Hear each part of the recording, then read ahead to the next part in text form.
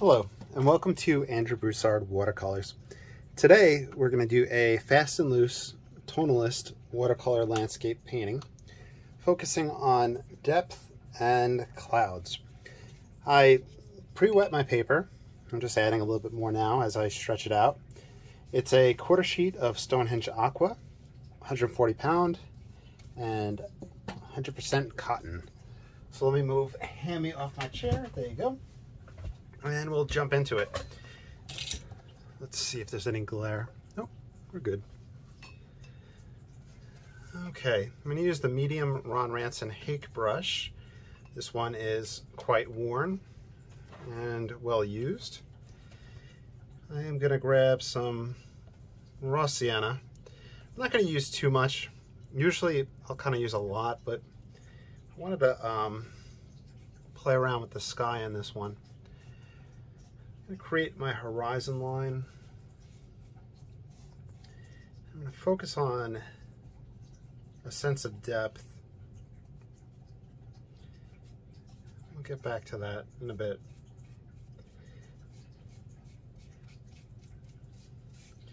You're more than welcome to follow along, and if it's going too fast, one thing you can do on YouTube is you could actually click the speed setting. So if you need to slow it down a little bit, that might help you out. All right, so pass it around this raw sienna. I put out some fresh paint, so let's grab some light red oxide. This one goes in pretty heavy, and by itself, for some reason, it's not that opaque, but when utilized with other colors, it really starts to pop. In the initial wet and wet, it does get nice and soft. A little bit of alizarin crimson. Let's see. I'm going to bring some down below just in case I wind up having a waterway, but I'm really not too focused on that part of the composition yet. Let's grab a little bit of burnt umber, Payne's Gray. So I'm using Payne's Gray mixed into this. It'll give you a mauve color. In fact, for storm clouds, Ranson would utilize a mixture of the Payne's Gray and alizarin crimson. And with this wet and wet phase, it's gonna go in and it's gonna disperse some. And what I'm gonna try to keep in mind is, as I get closer to my horizon, my clouds are gonna be distant and small, further away. And then as they get closer, as they start to come overhead, they're gonna get larger.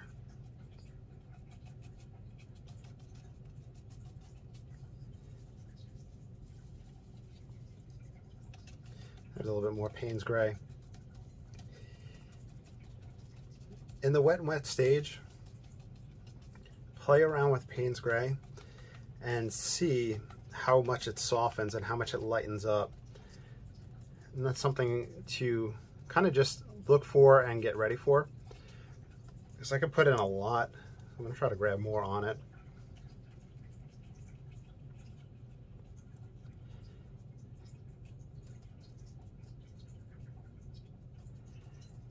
But it will lighten up.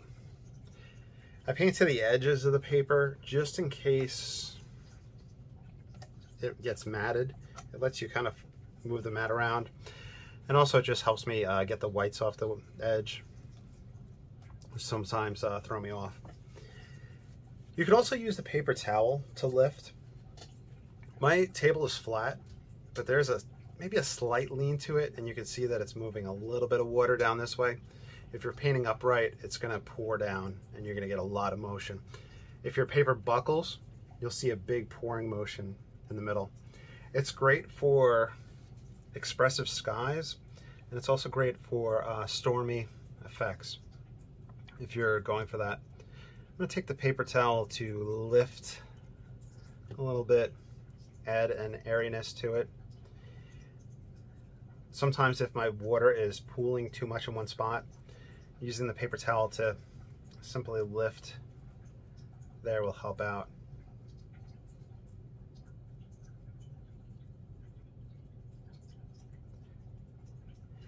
The Payne's Gray has a blue in it, and I think the blue is granulating, so that's probably where the granulation's coming from. I'm not sure how well that shows up on camera. And if you lift with a paper towel and you don't like what's going on, you can then go back in and add more water and more pigment.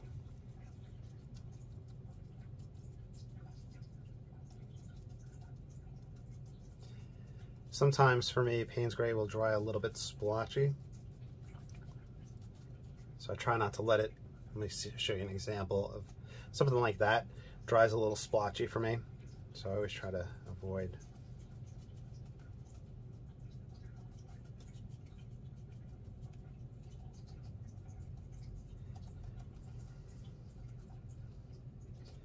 Bringing some over in front. I know I talked about the size. Here, they're smaller, but I'm going to try to accentuate them so they pop forward in front of that other cloud. You can see these original ones lightened quite a bit. I find for me it's very easy to overwork skies, and I don't think I practice them enough. Some people, and I think about 3 years ago, a New Year's resolution, I think it was for Lois Davidson. She wanted to paint a sky a day. Oil painter Dennis Sheehan does really expressive skies. I think probably Sargent would be a good person to look at in regards to skies. I had almost opened up the Kindle and looked for a master painting from the 1800s for this experiment, but kind of just wanted to go with the flow. So we'll leave this like that. It will soften up some. If you use a blow dryer right now, you're going to push it around, and it'll kind of leave out the wet and wet phase. So I want to do the wet and wet phase for my foreground. If you did want to blow dry at this point, lift your blow dryer up at a distance from the paper, and that will minimize the pushing, and put it on a low setting. You could probably also let it sit and dry, but I have a very, very hard time letting something, like painting something, walking away and then coming back to it. I'll do that with oil painting, mainly because the fast and loose approach will wind up with results really fast, and then you have the panel that takes up space, or a canvas that takes up space. So it's a lot of fun to let it dry and come back to it. Also, experimenting with glazing and other aspects are a lot of fun. Just shaping out how I want my foreground to be. Maybe this will be a landmass here. I'm gonna grab some raw sienna.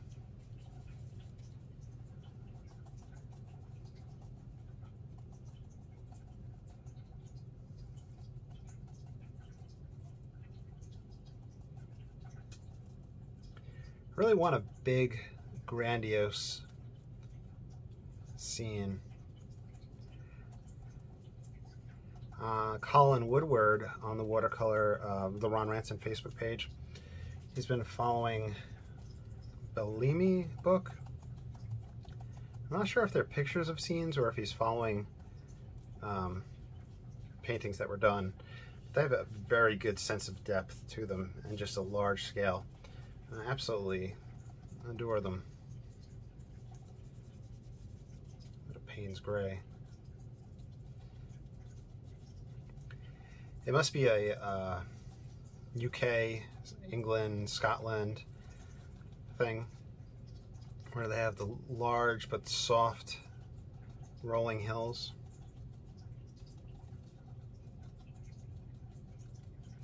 You could probably then tie that idea over to Hudson River Valley painting, where the Appalachian Mountains had a lot of soft hills. I'm just going to continue with the raw sienna to map things out.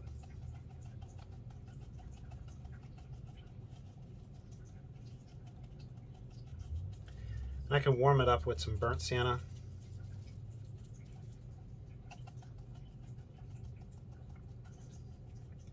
I think initial painting books that you read will always stick with you.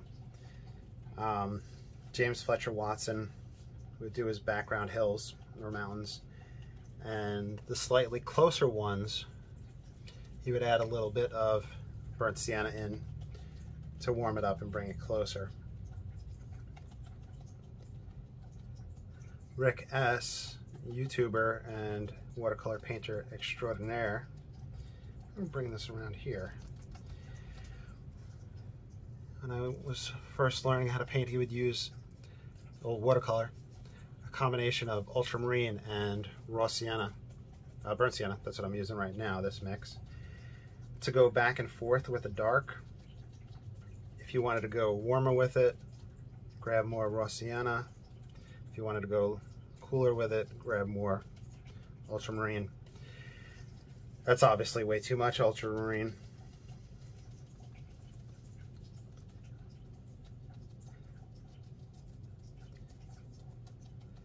Maybe that splash will make things a little interesting.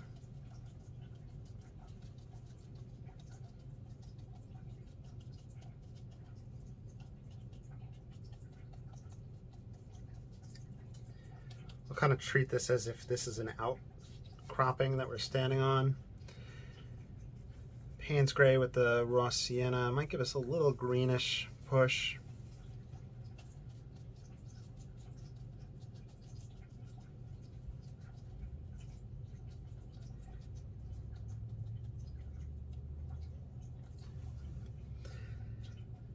Just mapping out maybe a little bit of tree line here.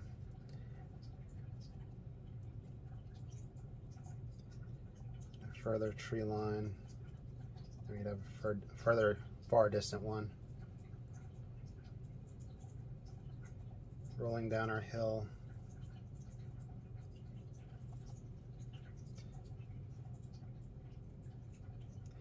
I have some other brushes that I've been meaning to incorporate in video, and I haven't opened them yet, but I might actually take one out for this. You can see how it's still wet right here and how it's climbing up and climbing down. Then areas where I had pulled out with the paper towel don't have it running there. That's giving an interesting effect. It's actually giving kind of a light through the cloud type effect. And it's up to you to choose what you like. Just bring in shadows of this mountain or hill down. And I'm going to use that same trick of just the raw sienna, burnt sienna, warming it up some.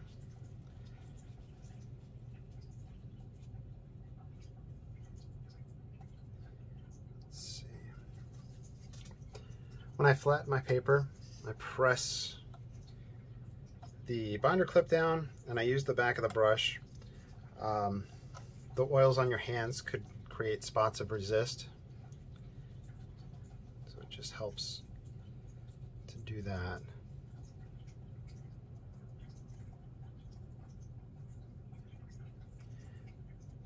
So in other news, I surpassed 600 videos on YouTube. I'm really excited about that. And getting close to 6,000 subscribers. So very excited about that as well. Okay, one potential issue with perspective, when I use this brush to show, you see the height of this area is almost matching the height of this area, so I need to break that up. If they're about the same, it winds up creating a little bit of fighting back and forth. I'll probably put some grass and twigs along that edge, and that'll help choke that.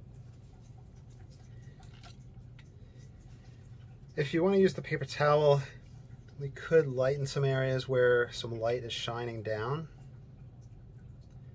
We're still in the wet and wet. And one of the more recent videos right before this, I used a magic eraser to pull out some highlights in the water and either a foggy sun or a full moon. But in the wet and wet stage, you can use the paper towel to pull back. And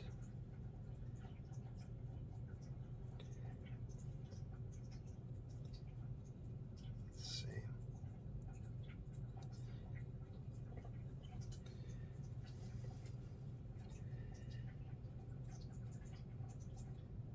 Areas of just light. You just want to be careful with that repeated stamping effect and the brush hair.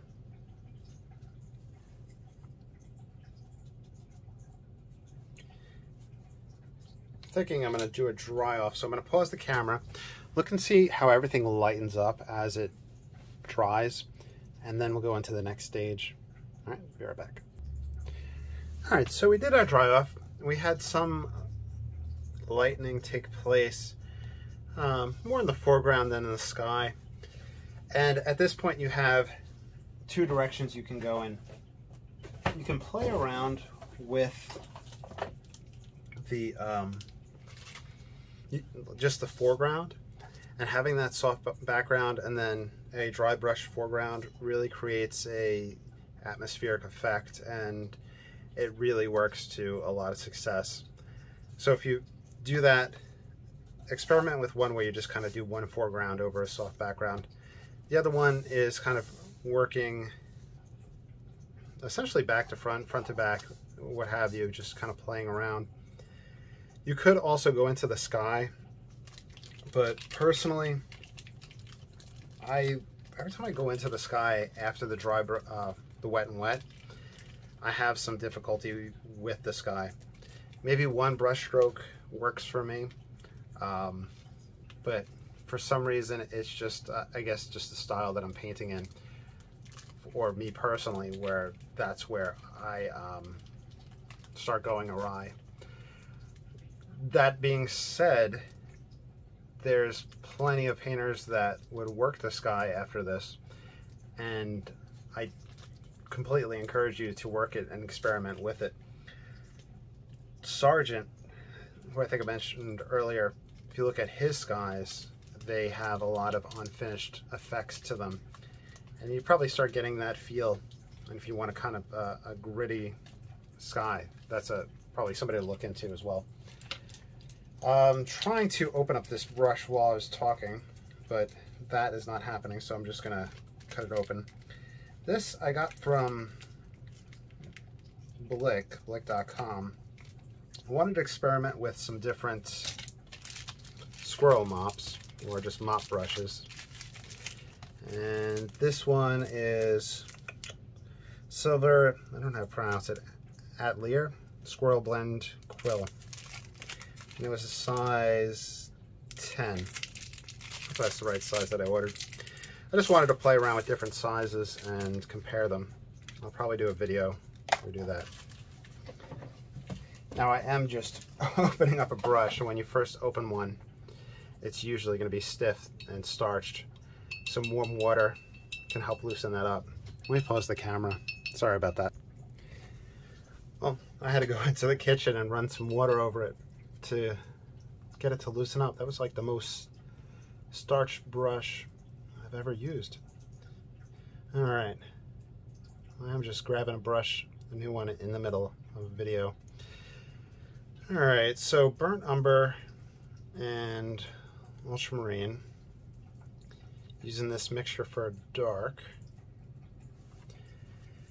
And the reason I got this brush was to get expressive mark making and kind of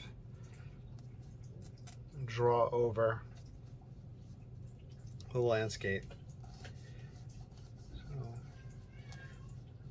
we'll see how it is. That's Percy. Percy, I'm in here. Yeah, Hammy, what's up?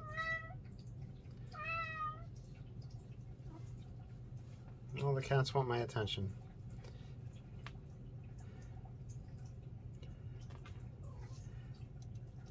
We'll draw over this and we will see how it goes.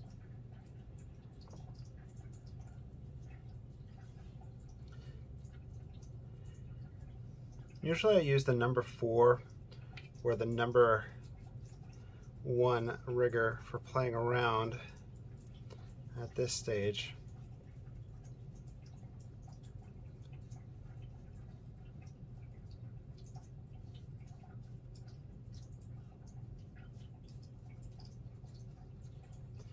Might be going a little too heavy-handed, but it's all in the name of science, right?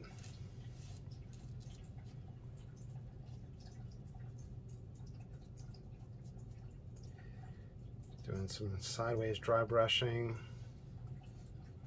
bringing that out into the water. Let's warm this up a little bit with some burnt sienna.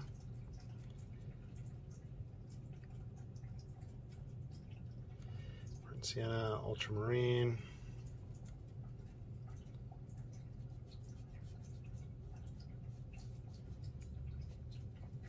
A darker mix, kind of cleaning up that top edge right there. We can feed in some variation,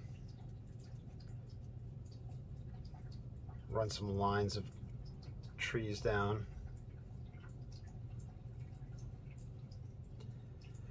For me personally, the wet and wet stage, I usually really try to plan out how my mountains, hills, reflections are going to be. So I really don't have to play around too much at that point. Let's grab some Payne's Gray.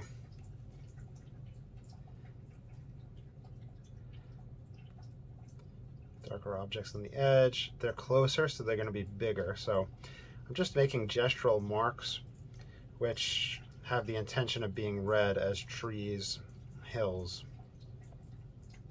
and others.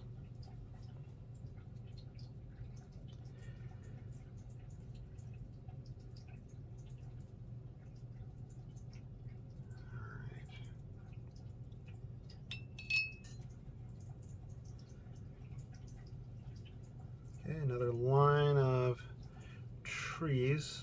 We'll put some darker groups here first.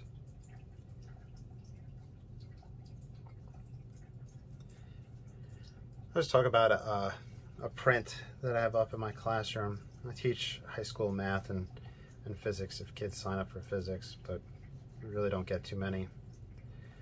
Anyway, I have a print of Thomas Cole's, I think it's the Oxbow is the name of it.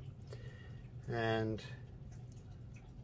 when I look at it, he put in every single tree and every single shadow in this long expanse, and it was just absolutely beautiful.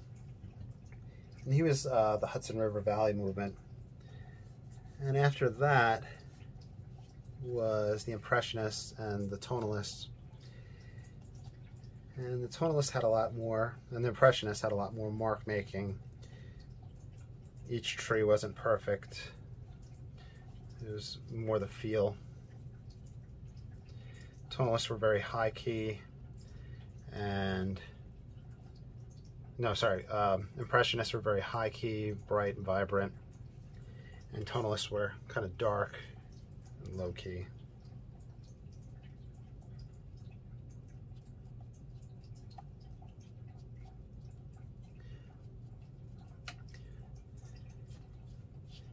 For me, high key, bright colors just don't seem to work for me, or just not my style. I'm gonna grab the hake brush and switch over and grab some burnt umber. Start putting more life in this foreground. But there's one fella, I think it's Martin Necas, Necas, who posts on Ron Ranson Disciples, and I think has some videos, and I think maybe even does stuff in person. Very vibrant, very rich with the colors. Just absolutely beautiful work. Probably wind up having some tree masses coming off of this. Throwing some of that burnt sienna down here. Just to get the illusion of tall trees.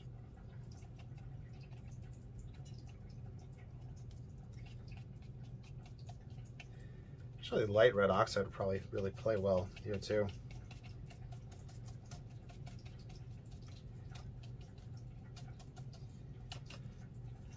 And Payne's gray. It's been awesome. People have been following along with the YouTube videos, and people will message me on Facebook or Instagram, which if you follow along, feel free to like hit me up. I want to see what y'all are doing. I'm super excited about that. Let's see, I lost my train of thought. And some people had said, oh, you know, their colors didn't come out exactly the same. And that's totally fine. You're gonna have different colors that come through. Of course, like the camera and photos are gonna affect things as well. But that just shows your own hand and your own palette taking place, which is really exciting that you guys have that happening.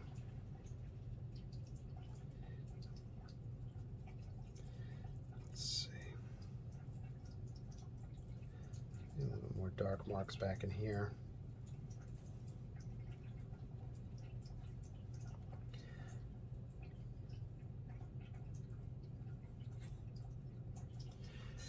Let's do a dry off. I'm going to pause the camera. All right, we should be dry enough, and I thought about how we can then tackle the next part of this project. Let's grab the number 1 rigger, kind of a watery mix. And I'm imagining back in here some trees coming up.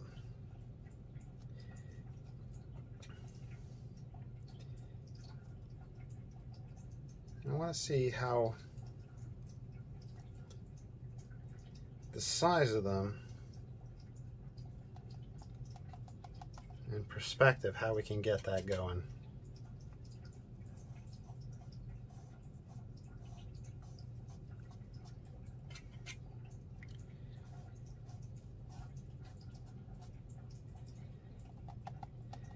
And I'm just going vertical and then kind of horizontal. This is the way I've seen some trees in the distance in the mountains on Chinese brush painting. Or to have the vertical mark and then just some quick horizontals.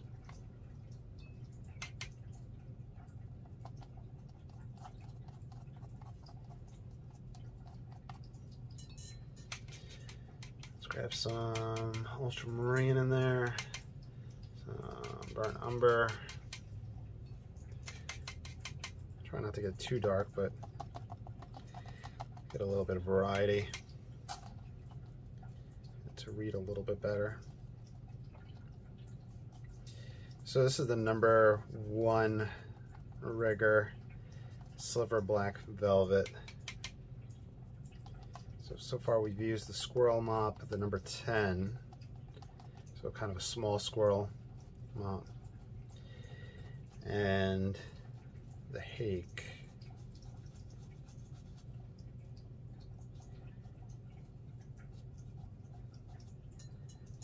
Now I want to darken this up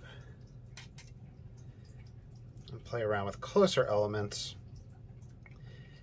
that in reality would be smaller than these background trees. You know, it's just twigs and branches popping up in the foreground, but perspective wise would be larger,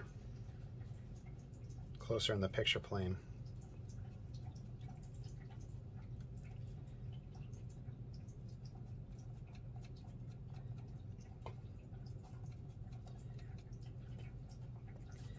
The my one complaint is that it does not hold much, so you see that I'm having to constantly refill it. And I'll even go back to this mop brush, the quill brush, a whole bunch of names for it. I'll get some texture into the foreground. I think we might benefit from some trees, and this will let me play around with this some too.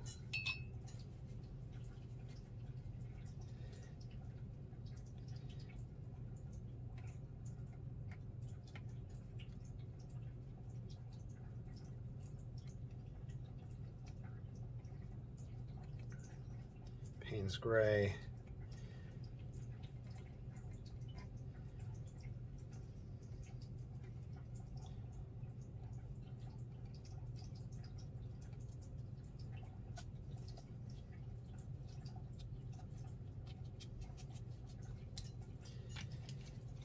I'm going to give in and grab the number 4 rigger. Oh, the most brushes I've ever used in a video.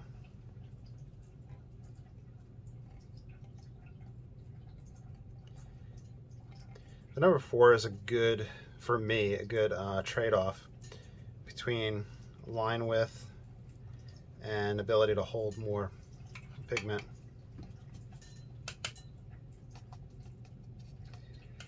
I'm using this Payne's gray to map out some shapes on the foreground. We're probably 30 minutes into the video now, so I'm going to start wrapping it up.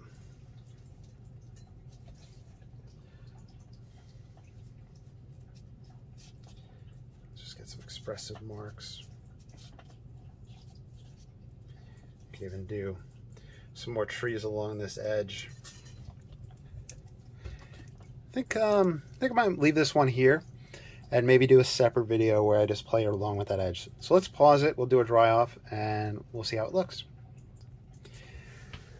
All right, so even though I'll come back with, I think, a part 2 playing over and doing the foreground, I'm gonna sign this one and call it here. I hope you enjoyed. Thanks for watching. Please like, subscribe, follow. If you want to support this channel, I have a whole bunch of links down below. I made a YouTube membership page where you can just join that, and it'll have exclusive content, and it'll help this channel financially, buying art supplies. And I also have the Patreon, and I just recently threw up a few more pieces of artwork up onto the Etsy. So a whole bunch of ways you can donate or support this channel. You all have a great day. Thank you so much. Bye.